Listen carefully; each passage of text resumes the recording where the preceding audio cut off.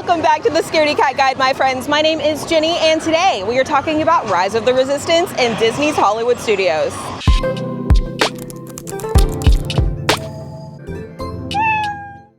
Now, Rise of the Resistance is truly a one-of-a-kind attraction. There are so many different elements, things that you won't find in any other ride anywhere in the parks. But with that, of course, comes some potentially intense elements. But don't worry, we're gonna talk about it all. If you're new here, this is the channel where we talk about Disney and anxiety, we talk about sensory issues, and really just anything that you might wanna know if you're an anxious rider at Disney World, just like me. Now, without further ado, let's dive into those details. This popular attraction contains animatronics, a strong sense of peril, a few claustrophobic moments in both the queue and pre-show, and sudden flashes and loud noises. On top of that, this attraction also contains some simulated gunfire and explosions, some unexpected movements, a live-action sequence, and one pretty unexpected free-fall drop. Now let's start off by talking about those animatronics. Now, while you won't find as many animatronics on this attraction as you will on, say, some of the older attractions in the parks, there absolutely are a few, and luckily they are the newer models. Now, these animatronics are very lifelike. This definitely cuts down on some of that uncanny valley, but what sets these apart is the fact that they are almost exclusively threatening characters. Now, as we are going to talk about, you are put in some perilous situations, and most of these animatronics are bad guys. This just might add that extra layer of spookiness to these animatronics. So even though they won't be as triggering as some of the older animatronics that we talk about on other attractions, just know that they are a bit threatening. They are definitely the bad guys, and that can definitely feel kind of intense to some people. So let's talk about some of that intense theming. Now, while I wouldn't call Rise of the Resistance necessarily scary or spooky in the same way that maybe the Haunted Mansion would be, you definitely will find yourself in many perilous situations throughout this attraction. Now, when I say perilous, I just mean that you are spending most of this runtime running from the bad guys. There is a live action sequence where cast members are speaking to you and treating you as if you are prisoners on board this ship. They really make this ride as immersive as possible with this mix of live action and a typical track ride. But with that comes, you know, some kind of intense themes. Just like you'll encounter in many of the Star Wars movies, you will feel like you are right there in the middle of the action. The bad guys are really after you, so be prepared. These perilous situations feel very real. So let's move on to those claustrophobic elements. Now, while the actual ride itself I wouldn't call especially claustrophobic, the queue is another story entirely. Like many other attractions throughout Disney World, you will come across these rocky walls and low ceilings, this kind of cave-like environment that is all too familiar at this point. However, this queue can be very, very long, and you can be in these tight spaces for quite a while. Aside from these rocky areas, you will also come across some small rooms, some tight hallways, and overall, I would actually call this queue one of the most claustrophobic in all 4 parks. So aside from the queue, you also have the pre-show room, and what makes this part specifically claustrophobic is the interrogation scene. You will be led into this room, the door will close behind you, and like I said, this is a very immersive ride, and they make you feel like you are really there waiting to be interrogated by the bad guys. There also can be some delays in this area, so you can be there for, you know, quite a few minutes, and it can definitely feel more claustrophobic, I would say, than some other similar pre-show rooms, just because the theming is such that it really hammers in the fact that you were stuck in this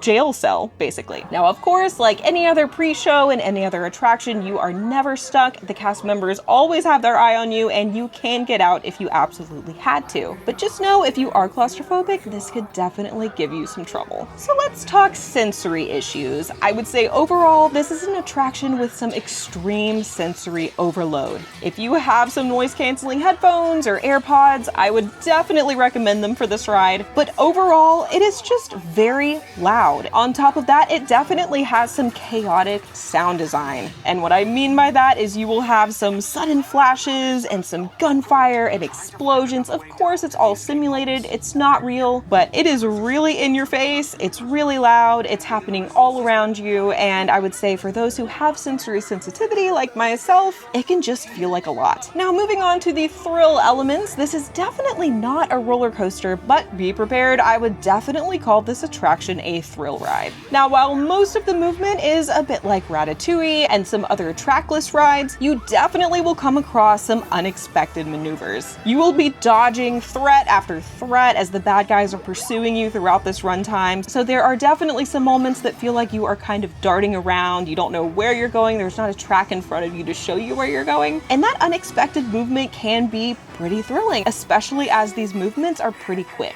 There is also a moment where you are supposed to be going down an elevator, but instead you suddenly shoot up. It's very unexpected, and it can definitely give you that stomach in your throat feeling. And speaking of drops, there is also a 23-foot freefall drop on this attraction. It's not especially high compared to some other thrill rides in the parks, but because you don't know that it's coming and the rest of the ride you've been pretty horizontal, having this sudden freefall drop can feel very intense. Just to put this into perspective, if you have ever ridden Hagrid's motorbike adventure over at Universal, it has a very similar unexpected freefall drop just like this one. That one is 17 feet, this one's 23 feet, very, very similar in size, and to me, it feels about the same. Now, this particular drop happens after you enter an escape pod and you drop out before zooming out into space. And because it's so very intertwined with the story, it feels very immersive and feels a lot less like a roller coaster, more like you are really taking part in this story. All that being said, it absolutely gave me that drop stomach in your throat feeling, so if you really hate that sensation, you really don't do drops at all, it's worth knowing that it's at least there. Now let's talk the ride vehicles. This is of course a newer ride system, and very much like Remy's Ratatouille Adventure, it is a trackless ride consisting of individual ride vehicles. They seat about 8 riders total in 2 rows of 4. So if you have a large party, this is a really great one where you can all sit together most of the time,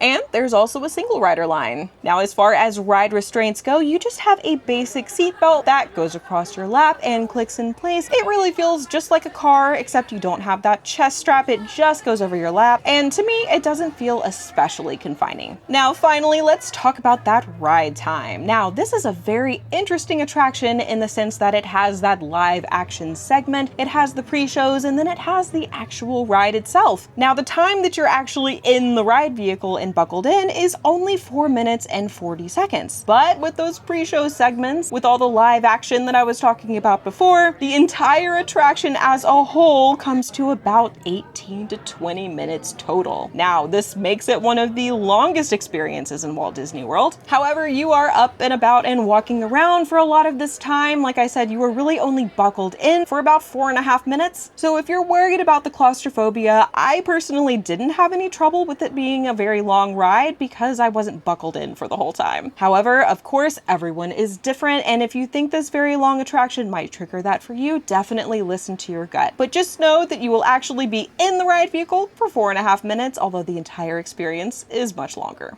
And now that you have all the facts, let's actually go hop in line. Looks like a long one this time, but it's so worth it. Let's go.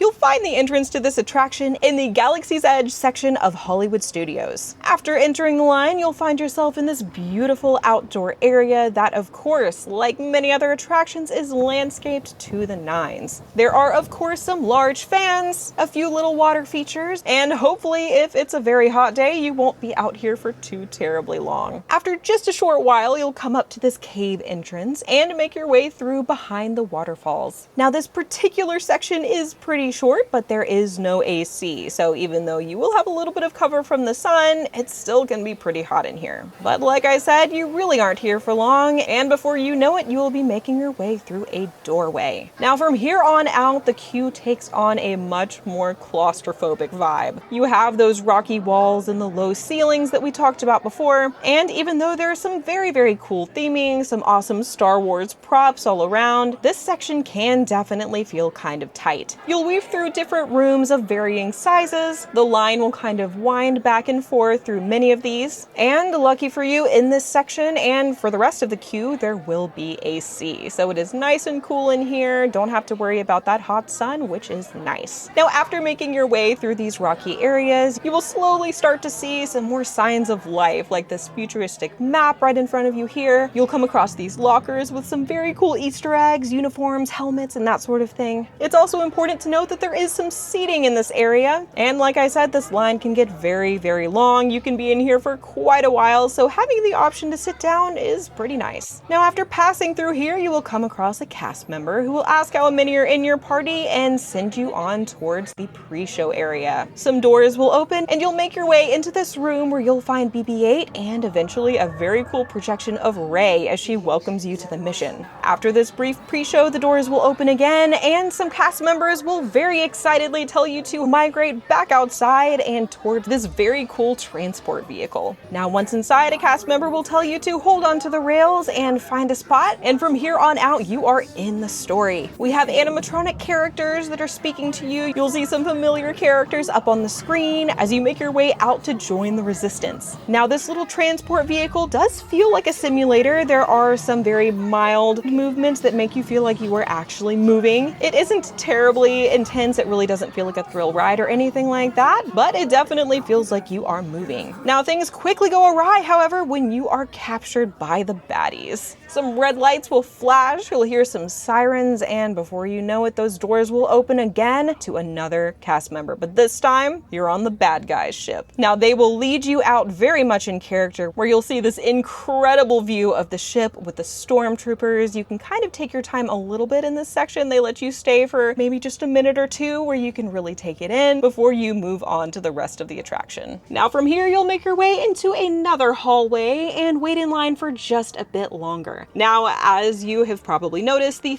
theming in this area is absolutely insane. And even though you are still waiting in line for part of this time, it really feels so immersive that it barely feels like waiting at all, at least for me. You'll continue to make your way through the ship and finally be sorted off into your interrogation groups. Now, again, the cast members are very in character here, and they will boss you around and ask you if you know anything and make sure that you're keeping quiet, just like they would be if you were actually their prisoners. Now, from here, you will finally make your way into that interrogation chamber, and like I said, it definitely can feel very claustrophobic in here. The door will shut behind you, you really feel like you're in a jail cell, and up on a screen you will see General Hux and Kylo Ren come up and tell you to await their interrogation. Now, again, this all can feel very intimidating to some people. It definitely is threatening and kind of scary in that regard. Now, again, nothing outside of what you would have seen in any Star Wars movie, but if you weren't expecting it, I could definitely see it feeling very intense. However, before your interrogation can begin, you are suddenly rescued by the Resistance and they break you out of there. You see the walls start to glow and a door opens behind you. These members of the Resistance will then get you onto these new transport vehicles with a droid right in front. They will get you all settled and buckled in, and this is where the actual ride part of the attraction starts. You will very shortly get on your way and zoom out into the ship. You'll dodge some pretty dicey situations and very quickly come across some stormtroopers who will start firing at you. Now, like I said before, this gunfire is absolutely fake and simulated, but it's very overstimulating and it sounds very real. Now, as we all know, stormtroopers have terrible aim, so you will of course get out of there unscathed. However, you cannot catch your breath for long because you'll come across these AT-ATs, which are absolutely insane to look at. You'll find Finn, who tries to help you get out of there and back up into an elevator. Now, this is the part where Finn tells the droid to send the elevator down, but instead you come flying upwards, which is definitely unexpected and can feel pretty thrilling. Stormtroopers are on your tail again, however, and you are fired at once again. Speeding on along, you will somehow find yourself in this cockpit area and come face to face with Kylo Ren and General Hux in the flesh. Of course, they will turn around, you'll back up quickly and continue on your way trying to evade capture capture. You don't make it far, however, before Kylo Ren drops down from the ceiling and starts stalking towards you with his lightsaber drawn. You just barely get away into an elevator, but if you're fast, he's faster. Suddenly, you see his lightsaber come through the ceiling as he starts carving his way through. Now, luckily, the elevator doors open just in time, and you're able to bolt out of there before Kylo joins you in the elevator. You then find yourself in this very dangerous part of the ship where you have massive guns blasting all around you. You are luckily able to weave your way through, but then unfortunately come face to face with Kylo again. Now, when this ride is functioning properly, you will come across this animatronic of Kylo, which is so cool. Honestly, it is probably my favorite part of the ride. However, he is very temperamental and is often malfunctioning and often down. So when I rode this ride, he was not functioning, unfortunately, but I do have this footage courtesy of Attractions 360 where you can see Kylo in action. So in this part of the ride, what is supposed to happen is he confronts you and he pulls you in with the Force, pushes you back out again. It really feels so intimidating. Luckily, however, a ship crashes just outside and stops Kylo before he can pull you in any further. You're able to speed away and make your way into an escape pod. Now, this is where that unexpected drop happens, where you drop out into space. Again, it feels very, very immersive, but it is a pretty substantial free fall drop. Now, once you're out of the ship, you have this kind of simulator type ride that lasts for a short while until you crash land back at the Resistance base. From here, the ride comes to an end. The Resistance thanks you for your service, and you will very soon find yourself back at the unloading station where a cast member will escort you off. Exiting the attraction is a lot more straightforward than entering. You just take this walkway and will find your way back out in Galaxy's Edge. And there you have it. What do you think about Rise of the Resistance? This is one of my favorite attractions of all time. I just geek out about it every time I ride. The multiple ride systems and all the different elements come together to create a